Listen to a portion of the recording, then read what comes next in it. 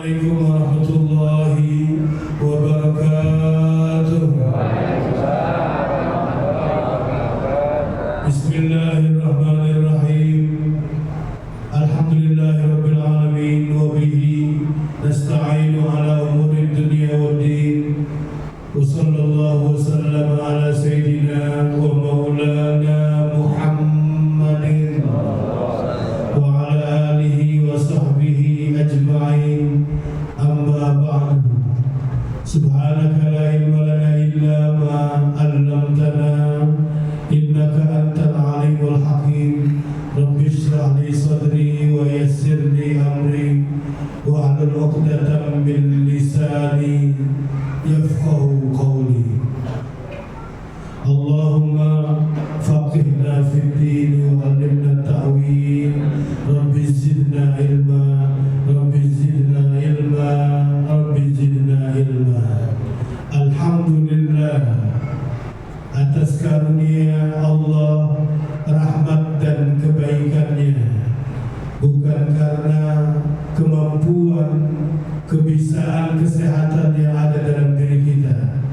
Kalau bukan karena Allah, kita tidak sampai ke tempat seperti ini, tempat yang disebut oleh Nabi Muhammad Sallallahu Alaihi Wasallam sebagai taman-taman surga. Tempat yang disebut oleh Nabi Muhammad Sallallahu Alaihi Wasallam bahwa satu ayat yang dibacakan di dalam masjid dan dipelajari itu lebih baik dari unta yang paling mahal sebagai salah satu kendaraan yang harganya bisa sampai ratusan juta rupiah. Tetapi satu ayat yang dibaca, dipelajari di masjid itu lebih baik dari satu unta kaum Mawain. Dua ayat maka lebih baik dari dua unta kaum Mawain. Begitu juga selanjutnya.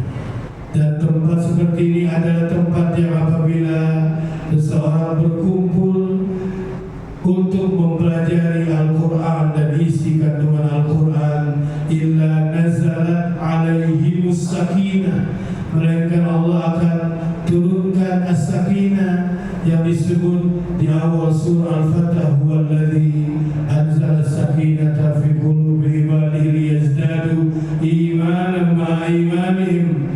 As-sakinah di antara maknanya adalah bertambahnya iman. Mudah-mudahan dari semua apa yang dijanjikan oleh Allah dan oleh Nabi besar Muhammad Sallallahu Alaihi Wasallam, Allah berikan kepada kita semua yang hadir di majlis ilmu seperti sekarang ini.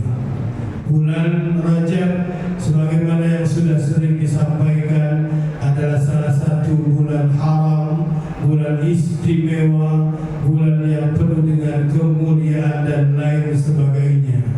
Setelah bulan Rajab akan masuk bulan Sya'ban.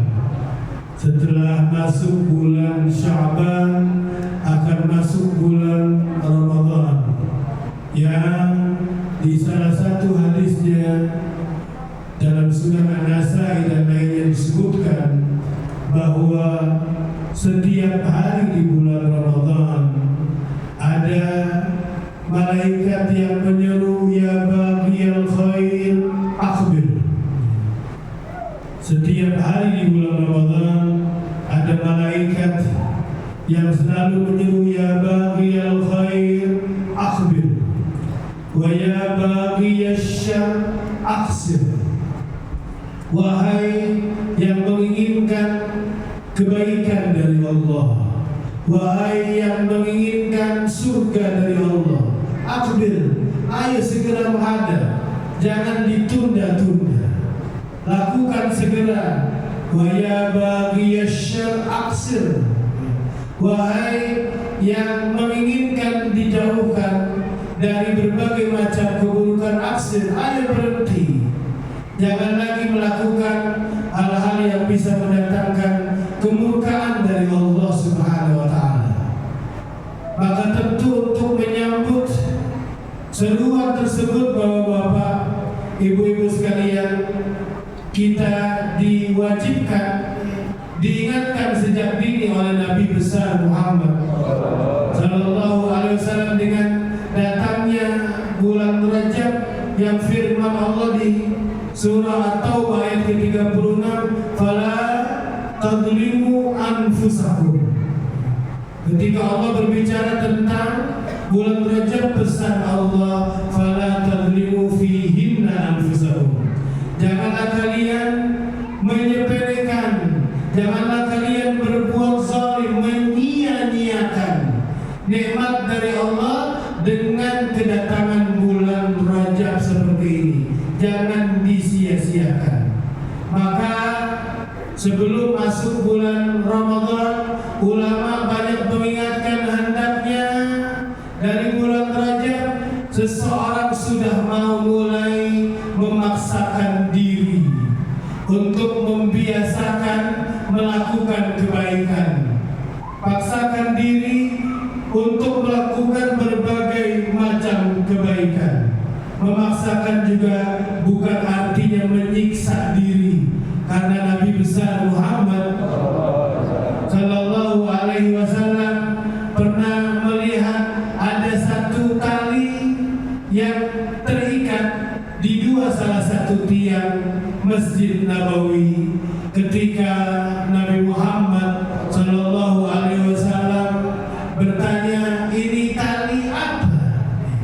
Maka salah seorang sahabat mengatakan, "Ini tali seorang wanita yang kalau seandainya dia ngantuk, dia akan mengikat dirinya biar tetap ibadah dan salat kepada Allah Subhanahu wa taala." Maka bukan itu yang diinginkan. Maka apa yang pertemuan yang lalu sudah sedikit kita baca di bagian akhir dari surah Al-Ankabut. Surah Al-Ankabut adalah di antara surah Makkiyah. Surah Al-Ankabut adalah di antara surah Makkiyah. Dia turun sebelum hijrahnya Nabi besar Muhammad Sallallahu Alaihi Wasallam. Dan inilah Bapak Ibu ayat yang mengisyaratkan untuk berjihad yang pertama kali. Yang tidak diartikan jihad itu artinya perang, tapi jihad itu diartikan adalah usaha sungguh-sungguh demi untuk meraih ridha Allah Subhanahu wa taala. Diperlukan untuk membiasakan diri.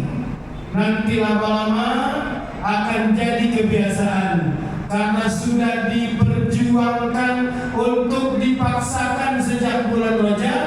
Maka mudah-mudahan masuk bulan Sya'ban, ketaatan yang sudah dibiasakan menjadi sesuatu hal yang sudah terbiasa. Ketika seseorang sudah merasa kalau itu sesuatu yang menjadi kebiasaan, maka akan berubah meningkat menjadi sesuatu kebutuhan. Maka Bapak Ibu sekalian, sekali lagi mulai untuk melakukan apa saja, ya, terutama memaksakan untuk menyempurnakan yang wajib, kemudian ibadah-ibadah yang sunnah dipaksakan dengan masuknya bulan Rajab, membaca Al-Quran walaupun istilahnya satu hari dibaca, maka paksakan mulai sekarang. Apa yang bisa kita lakukan dari bersedekah, lakukan di pagi hari atau kapan saja, maka lakukan, sehingga diharapkan nanti masuk bulan Sya'ban dia sudah jadi kebiasaan. Ketika sudah jadi kebiasaan dan diharapkan masuk bulan Ramadan, ibadah yang sudah jadi kebiasaan menjadi sesuatu kebutuhan.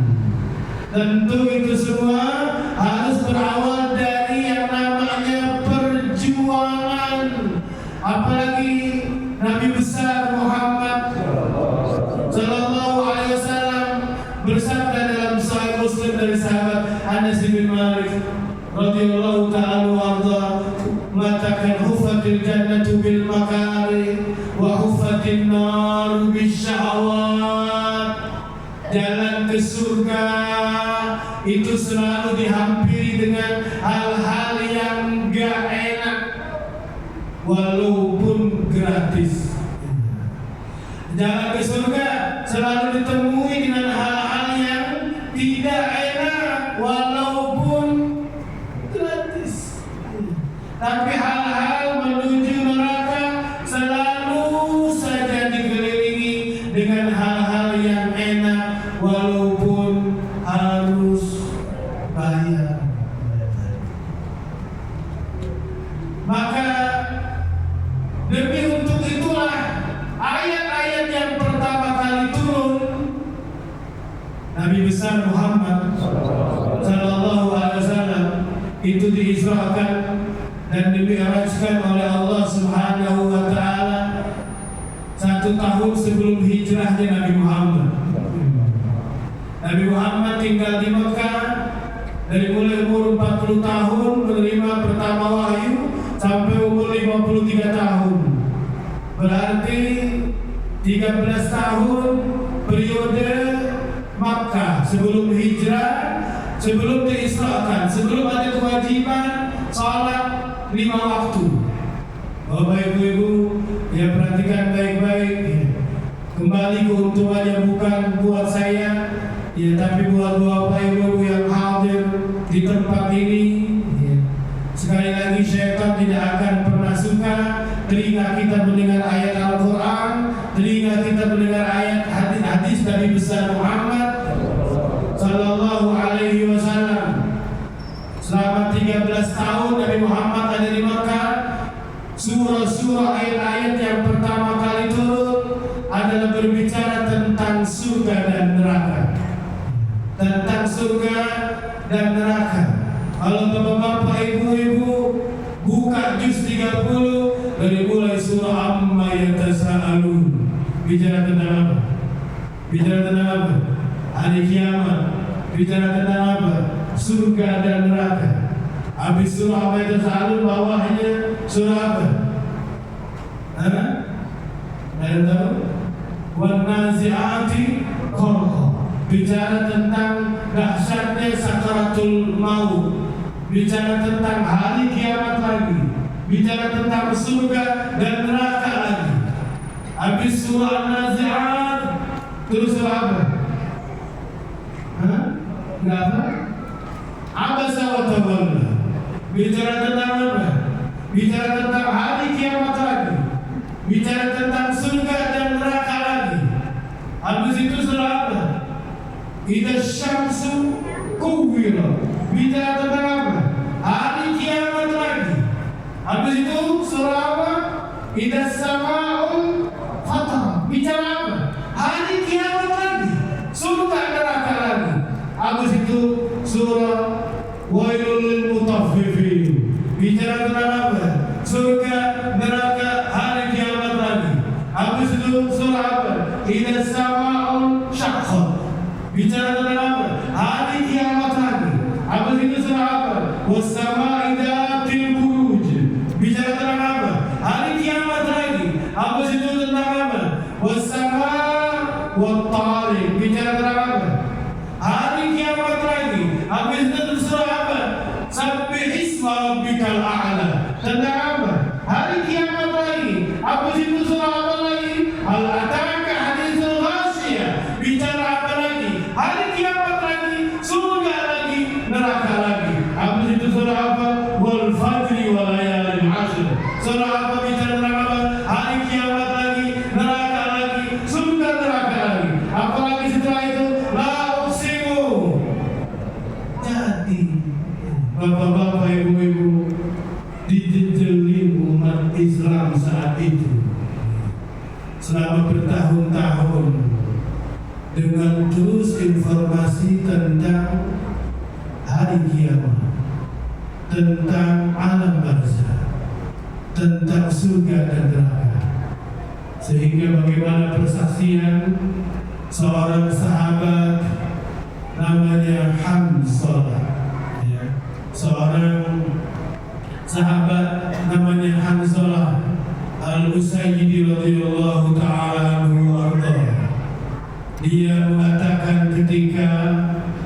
ketemu dengan sahabat Abu Bakar As-Siddiq radhiyallahu anhu. Kata Hanzalah, wahai Abu Bakar, saya sudah jadi orang munafik. Jadi para sahabat itu setiap ketemu nggak ada yang dibicarakan saya sudah jadi ahli surga, saya sudah pantas masuk surga nih. Kalau kamu apa? Jauh. Maka ketika Hanzalah radhiyallahu anhu mengatakan hal tersebut kepada Abu Bakar, Abu Bakar bilang, subhanallah, lo jangan sembarangan ngomong begitu. Kenapa lo ngomong seperti itu? Maka apa kata Hanzalah? Ketika kami berada di sisi Nabi besar Muhammad, beliau sering mengingatkan kami tentang neraka dan nikmat surga. Bapak Ibu ya, membaca Al-Quran dari awal sampai akhir itu bagus sekali. Membaca Al-Quran dari awal sampai akhir itu bagus sekali. Tapi yang sangat ditekankan oleh Al-Quran bukan menghatamkan Al-Quran. Afala yatadabbaruna Al-Qur'ana am ala qulubin aqfaluha. Orang itu kalau baca tahu maksudnya apa. Bagaimana seorang sahabat Nabi besar Muhammad sallallahu alaihi wasallam bernama Abdullah bin Mas'ud radhiyallahu ta'ala anhu arda, yang mempunyai jasad kurang sempurna dibanding manusia secara umum. Betisnya agak lancip sedikit. Yang ketika disuruh naik ke sebuah pohon tersingkap, betisnya menjadikan beberapa orang menertawai karena dianggap lucu dan unik. Maka karena menertawakan orang di antara hal yang dilarang di dalam Islam, maka kata Rasulullah sallallahu alaihi wasallam, apakah kalian menertawakan betis yang kalau ditimbang di mizan di hari kiamat, niscaya jika ada timbangan sebelah kanan itu betis, sebelah kanan itu gunung Uhud, niscaya lebih berat betisnya Abdullah bin Mas'ud.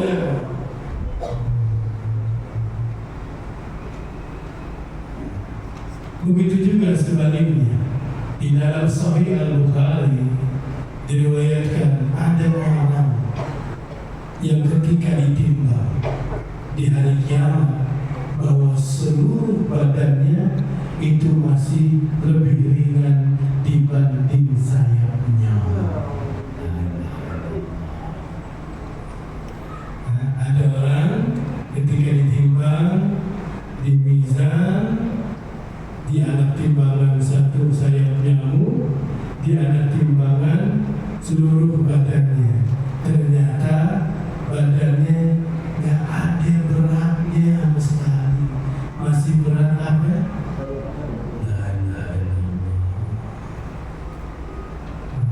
Ya. Ada orang Abdullah bin Mas'ud dengan keterbatasan pada dirinya di mizan, di timbangan nanti ketika ditimbang satu sebelah ada timbangan badannya, betisnya, bukan badannya, betisnya, bukan seluruh badannya, ini betisnya. Kalau dipotong betis kita berapa kilo? Berapa?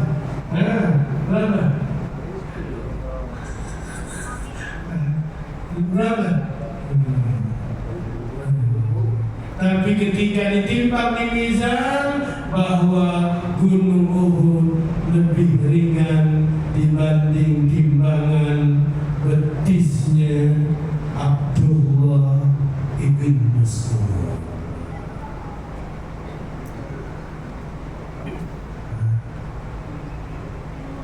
Sekian, ingat target setan ya adalah yaitu membuat orang lupa dengan ilmu.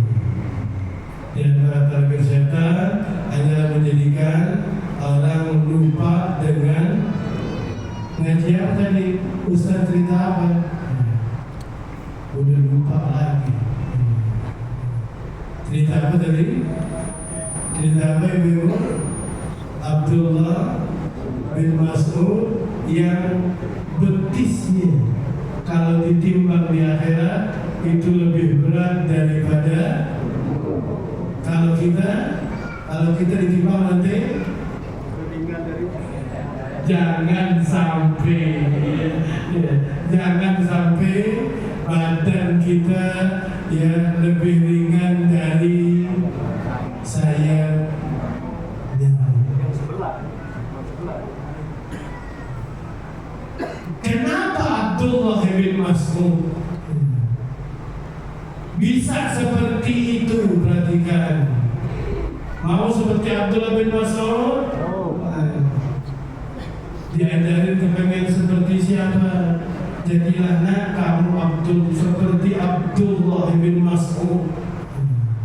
Jangan seperti kepengen tokoh-tokoh fiktif yang tidak pernah ada.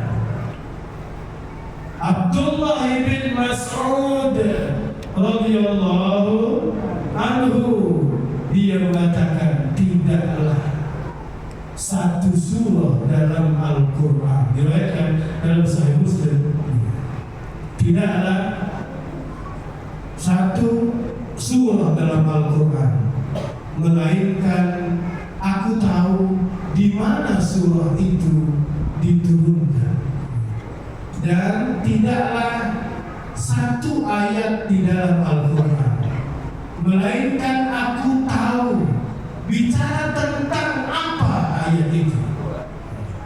Jika perhatikan kata-kata berikutnya, tidaklah satu surah dalam Al-Quran, semuanya ada berapa surah Bu? Ada berapa? 12. Tidaklah satu surah yang ada di dalam Al-Quran melainkan aku tahu di mana surah itu turun, dan tidaklah satu ayat di dalam Al-Quran melainkan aku tahu ayat itu bicara tentang apa hukumnya, dipraktekin seperti apa, diterapin harusnya gimana. Dan jika seandainya aku tahu ada orang yang lebih pintar dari aku, jika seandainya aku tahu ada orang yang lebih pintar dari aku tentang Al-Quran, aku akan kejar orang itu, walaupun aku harus beli unta yang baru dan mempersiapkan berbagai macam persiapan demi mengejar satu ayat yang seandainya orang itu lebih tahu dari aku. Itulah diantara penyebab satu betisnya Abdullah ibn Mas'ud ternyata ketika ditimbang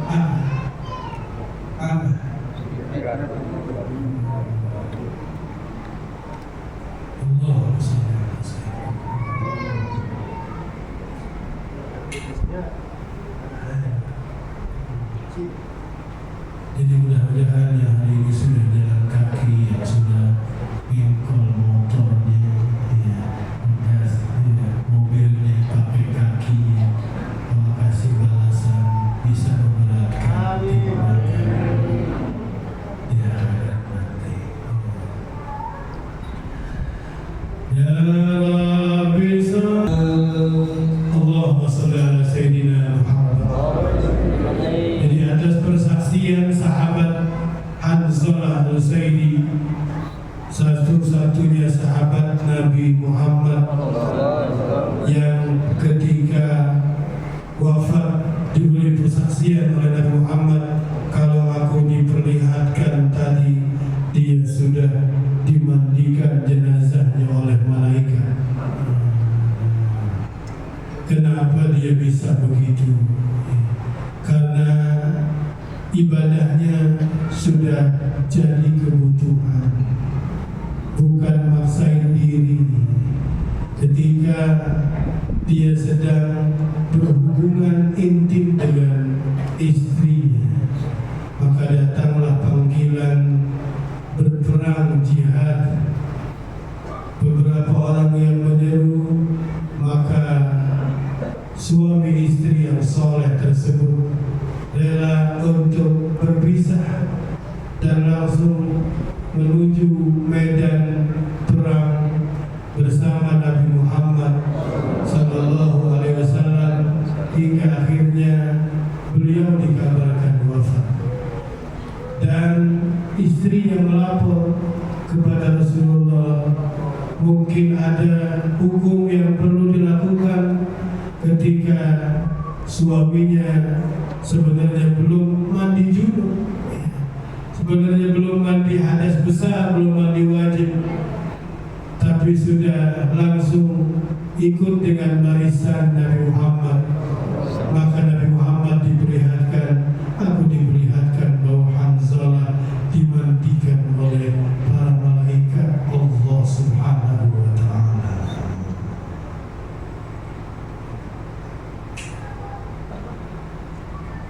Karena tertanam dalam dirinya berkali-kali persaksiannya, sudah mendengar kabar tentang surga dan neraka dari Nabi besar Muhammad.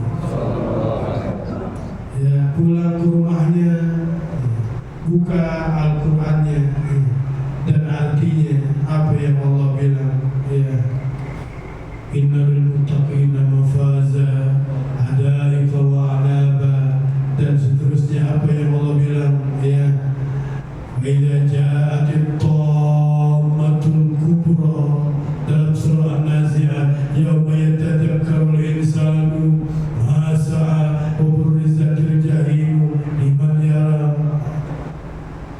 Ketika Allah bilang wa idza ja'atis sakha dalam surah Abasa wa Tawalla, yauma yafirrul mar'u min akhihi wa ummihi wa abihi. Ketika Allah bilang idza syamsu kuwirat wa idza nujumul kadarat wa idza jibalu suyirat wa idza isyaru uttilat wa idza wuhushu husyirat wa idza nufusu zuwijat. Itu diantara hal yang perlu direnungkan ketika di dalam surah At-Takwir, ketika Allah mengatakan wa idzan nufusu zuwijat, dan pasti ketika jiwa-jiwa manusia di hari kiamat akan dipasang-pasangkan dengan pasangan yang sesuai dengan amal perbuatannya di dunia. Pulang ke rumah ngaca, pulang ke rumah nunduk, pulang ke rumah muhasabah. Kira-kira kalau melihat amalan saya hingga detik ini, pantasnya saya dipasangin nama siapa ya?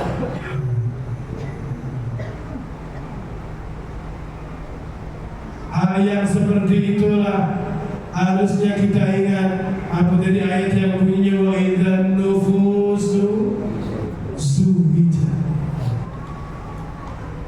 Ketika Allah bilang dalam surah Al-Fitar, aliman nafsun ma qaddamat wa akharat, dia bakal tahu, diperlihatkan dari mulai akil balik sampai mati, dari mulai akil balik sampai dia pikun, apa aja yang udah dia kerjain selama hidup di dunia. Itulah diantara isi surah-surah dalam juz amma yang perlu kita ulang lagi, agar kita mempunyai sifat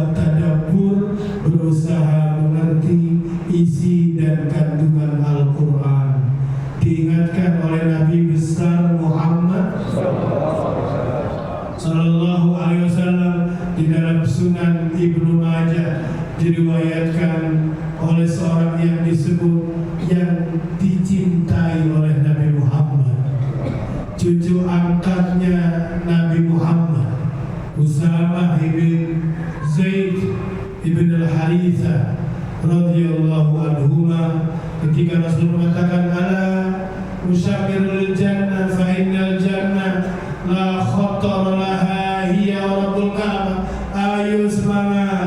Ayo semangat jamaah ummahatul mukminin dalam meraih surga yang isinya gak bisa dibayangkan sampai bersumpah Nabi besar Muhammad. Bagaimana di antara hal yang gak bisa dibayangkan di dunia itu bisa terjadi? Ingat Bapak Ibu sekalian, di dalam Al-Quran sekian banyak ayat yang berbunyi wadhkur atau wa'id. Di dalam Al-Quran banyak ayat yang diawali dengan wadhkur atau wa'id yang artinya ingatlah. Ingatlah berarti disuruh ingat. Kalau lupa nggak ada manfaatnya. Kalau terus ingat baru ada manfaatnya. Sekian banyak di dalam Al-Quran diawali dengan wadhkur. Wa idh qala Ibrahim. Sekian banyak ayat yang artinya kalau kita baca artinya ingatlah. Berarti kita disuruh ingat. Karena kalau lupa nggak ada manfaatnya. Ingat juga, ingat isi maksudnya ayatnya seperti apa. Jadi jangan sampai kita buta sama sekali informasi tentang surga ataupun neraka, sehingga tidak terdoktrin hati kita, ya, sehingga jauh dari seperti sifat Abdullah bin Mas'ud radhiyallahu ta'ala warda, jauh dari sifat dari sahabat Hanzalah al-Usaidi yang sampai apa, dia mati saja jenazahnya apa? Iya. Karena ibadah bukan cuma dipaksakan, bukan cuma jadi kebiasaan, tapi sudah jadi apa? Sudah jadi kebutuhan. Kita lihat Al-Quran yang dibaca udah jadi kebutuhan atau baru mulai mau dipaksain kira-kira?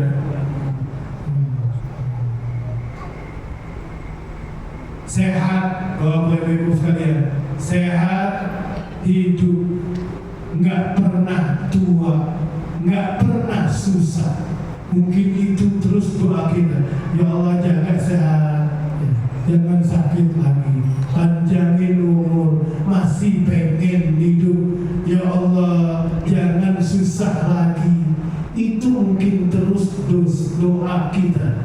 Tapi selama masih hidup di dunia, nggak mungkin terus-terusan itu ada pada kita. Sehat terus tidak mungkin, muda terus tidak mungkin, hidup terus tidak mungkin, senang terus juga. Tapi ketika seseorang mulai melangkahkan kakinya masuk ke dalam surganya Allah, Allahumma adkhilna jannatal firdaus bighairi hisab. Allahumma inna nas'aluka al-jannah wa ma qarraba ilayha min qawlin aw amal, wa na'udzubika minan nar wa ma qarraba ilayha min qawlin aw amal. Langsung ada ucapan selamat datang. Selamat datang apa? Sarido, kamu akan sehat terus, gak bakal sakit selama-lamanya. Kurni Badri, kamu bakal muda terus, gak bakal tua selama-lamanya. Haji Subri, kamu akan hidup terus, tidak mati selama-lamanya. Hai Fulan yang masuk surga, kamu senang terus, tidak akan susah selama-lamanya. Memang itu yang kita berending di dunia, tapi mustahil itu kita dapati di dunia. Begitu juga Bapak, Ibu-ibu sekalian, ketika Nabi besar Muhammad sallallahu alaihi wasallam bersabda, innar rajula min ahli jannah yu'ta quwwatan mi'ata rajulin fil aql wa syurb wa syahwa wal jima'. Ketika Rasulullah mengatakan penghuni surga itu diberi diberi kekuatan seperti 100 orang yang paling kuat di dunia dalam hal makan, dalam hal minum, dalam hal berhubungan intim, juga diberi kekuatan seperti kekuatan 100 orang yang paling kuat di dunia. Ketika menafsirkan surah Yasin, ya, salamun qawlan min rabbir rahim wamtazul yawma ayyuhal mujrimun alam ahad ilaikum ya bani adam alla ta'budu syaitan innahu lakum aduwwun mubin. Ketika ada ayat yang fi subulin faqihun, al-Imam Al-Qurtubi di dalam tafsirnya menerangkan riwayat dari Abdullah bin Abbas. Ada riwayat dari Abdullah bin Abbas radhiyallahu taala anhu bahwa satu orang penduduk surga, ya, ibu-ibu jangan dengar ya. Satu orang penduduk surga, dia akan memeluk wanita surga, yaitu bidadari, selama 70 tahun belum mau dilepas-lepas.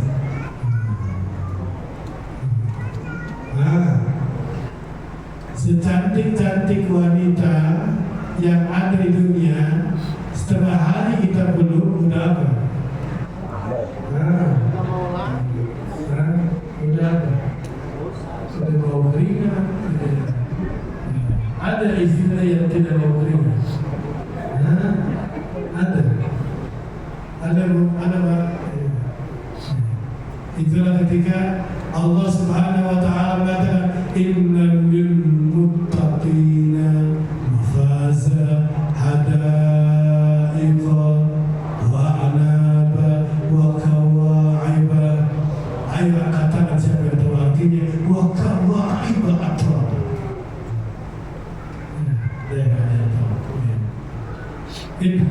Itulah di antara kenikmatan surga, Bapak Ibu sekalian, jamaah yang dirahmati Allah. Kalau tadi ada ucapan selamat datang, kamu akan sehat terus selama-lamanya, kamu akan muda terus, tidak pernah tua selama-lamanya, kamu akan hidup terus, tidak mati selama-lamanya, kamu akan senang terus, tidak akan susah. Tapi itu kalau buat di dunia, mustahil. Tilkal ayyam nudawiluha bainan nas, pasti akan berganti.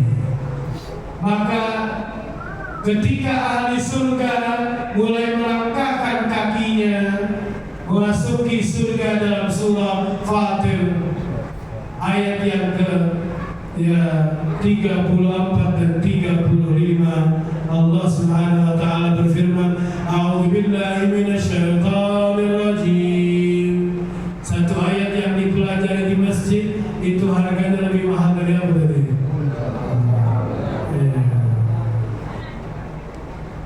وقالوا الحمد لله الذي أذهب عنا الحزن إن ربنا لغفور شكور الذي أحلنا دار المقامة من فضله لا يمسنا فيها نصب ولا يمسنا فيها لغوب.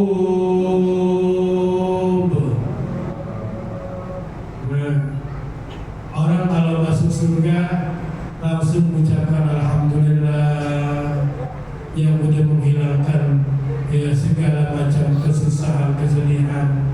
Emang inilah tempat di mana kamu tidak akan merasa lelah, capek, lesu dan susah. Jadi katakan, orang mukmin itu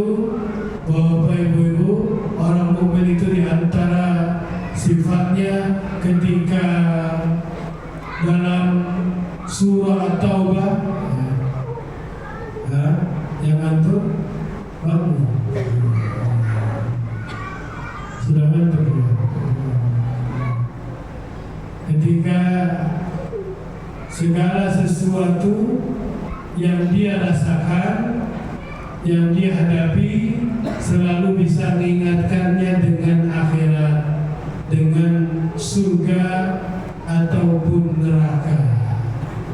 Contohnya, kalau ada orang munafik dulu di zaman Nabi besar Muhammad, la tanfiru fil harb, udahlah, nggak usah ikut bareng Nabi Muhammad, lagi panas nih, lo gak kasihan, kulit lo nanti rusak, berubah jadi hitam dan lain sebagainya.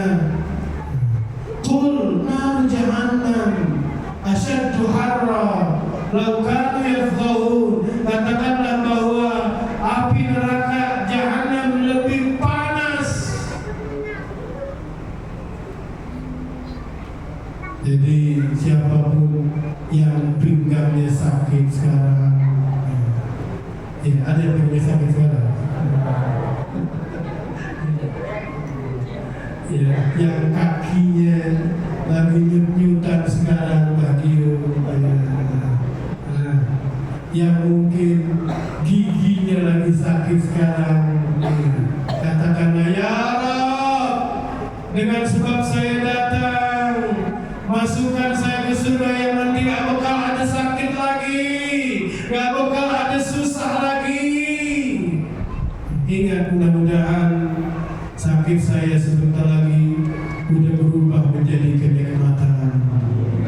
Katakan seperti itu, karena ketika seseorang melangkahkan kakinya ke surga, baru dia dengar ucapan yang tadi dalam surah Fatir ayat ke-34 dan ke-35. Kita lihat sekarang beberapa kisah dari sahabat Nabi besar Muhammad yang ketika dirinya selama 13 tahun didoktrin, dicekokin kabar surga, kabar neraka, bukan kabar politik, bukan kabar terus dibicarakan pajak naik 12%, nggak ada. Dibicarakan ini dan itu, nggak dibicarakan para sahabat Nabi besar Muhammad, surga dan neraka. Seorang sahabat, kalau tadi kita sudah sebut siapa aja kita sebut. Tadi udah nyebut siapa aja sahabat umum. Abdullah bin Mas'ud, juga Hanzalah al-Usaidi radhiyallahu anhu. Juga tadi sedikit disebut salah satu cucu angkatnya Nabi Muhammad, namanya Usamah bin Zaid bin Al-Harithah radhiyallahu anhu. Sekarang seorang sahabat namanya Umair bin Al-Hammam. Umair bin Al-Hammam radhiyallahu ta'ala anhu arda. Ketika dalam satu peperangan bersama Nabi besar Muhammad, ya maklum, dalam peperangan, ya dalam suasana panas terik, lapar, dan mungkin perbekalannya pun terbatas, maka seorang Umair bin Al-Hammam membawa perbekalan dalam kantongnya beberapa butir kurma ketika Nabi besar Muhammad sallallahu alaihi wasallam mengatakan, "Qumu ila jannah, ayo maju menuju surga yang luasnya lebih luas dari langit dan bumi." Tiba-tiba Umair bin Al-Hammam radhiyallahu anhu, seorang sahabat Ansar, mengatakan, surga yang lebih luas dari langit dan bumi, yang orang paling miskin saja di surga mendapatkan kaplingannya lebih luas dari dunia, ditambah 10 kali lipatnya. Umair bin Hammam yang telah yakin kalau tidaklah Nabi Muhammad berbicara kecuali wahyu dari Allah, yang selama ini sering berbicara tentang surga dan neraka, hingga akhirnya Umair bin Hammam mengatakan, "Ya Rasulullah, jadikan aku termasuk golongannya." Kata Rasulullah, "Kamu termasuk golongan orang yang masuk surga tersebut." Maka Bapak Ibu sekalian, jamaah yang dirahmati Allah, ya, ternyata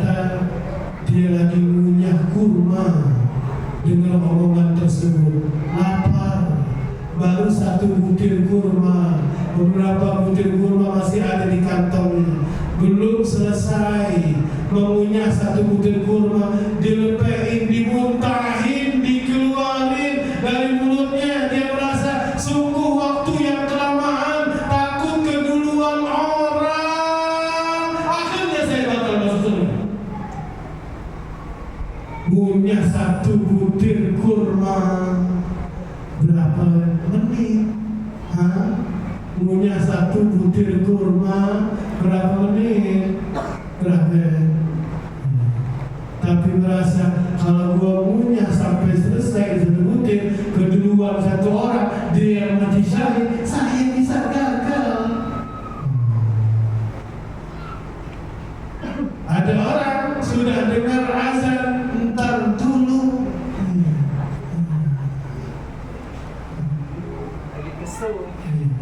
Padahal entar dulunya Ubay bin Hammam lagi ngunyah kurma, belum selesai satu butir, udah apa? Udah dibuang. Takut apa? Takut keduluan orang.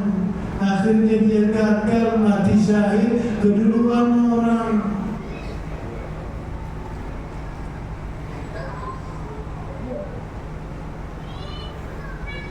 La ilaha illallah.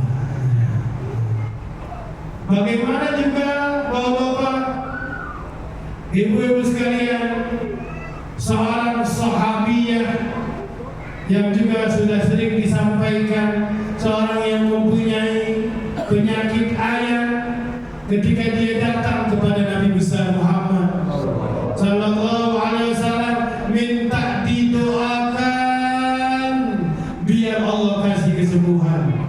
Tapi Nabi Muhammad bilang, lo mau pilih apa? Gue doain baik, apa tetap sabar nunggu keputusan Allah, tapi kamu pasti masuk surga. Kira-kira yang apa namanya, yang rematik, yang apa? Kira-kira kalau disuruh pilih baik apa pilih pasti masuk surga?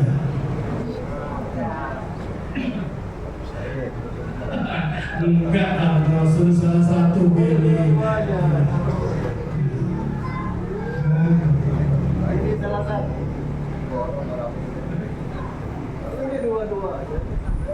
Saya pilih surga saja, nunggu keputusan Allah sabar udah.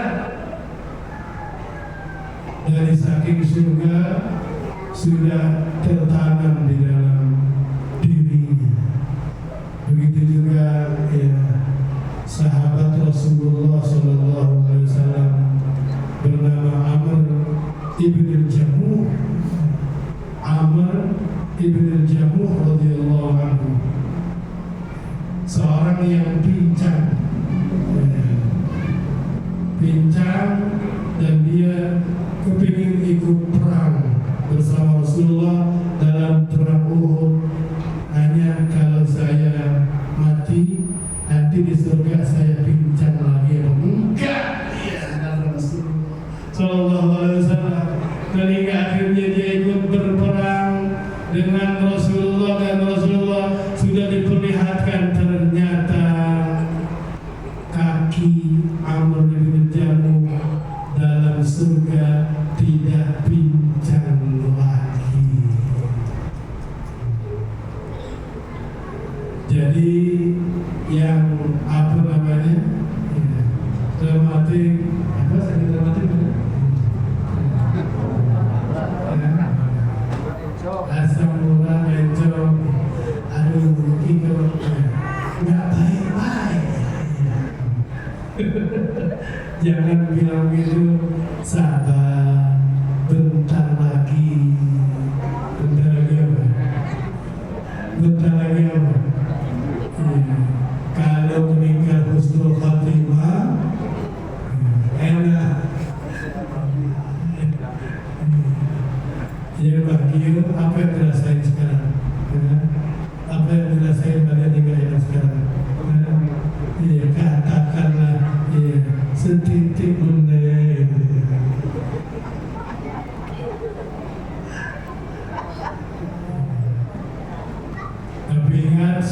itu kalau pengen didapat butuh perjuangan, maksain diri sehingga jadi kebiasaan hingga akhirnya jadi kebutuhan.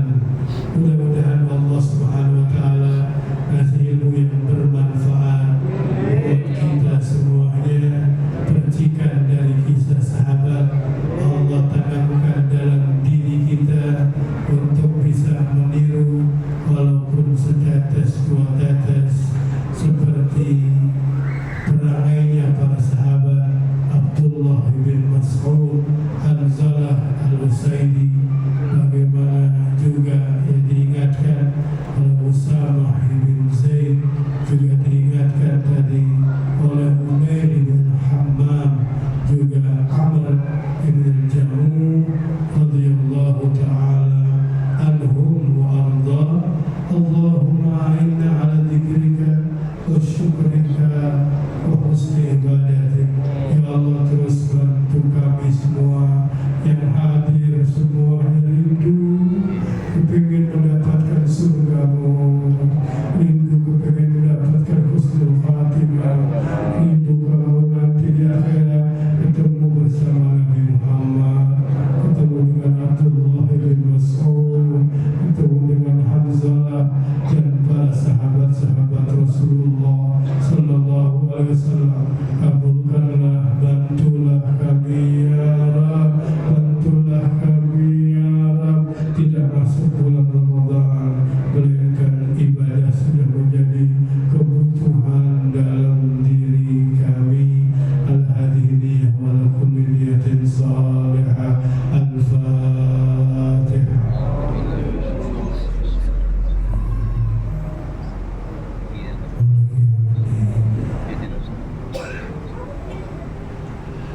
Subhanallah, salli wa sallim ala sayyidina Muhammadin wa ala ali sayyidina Muhammad.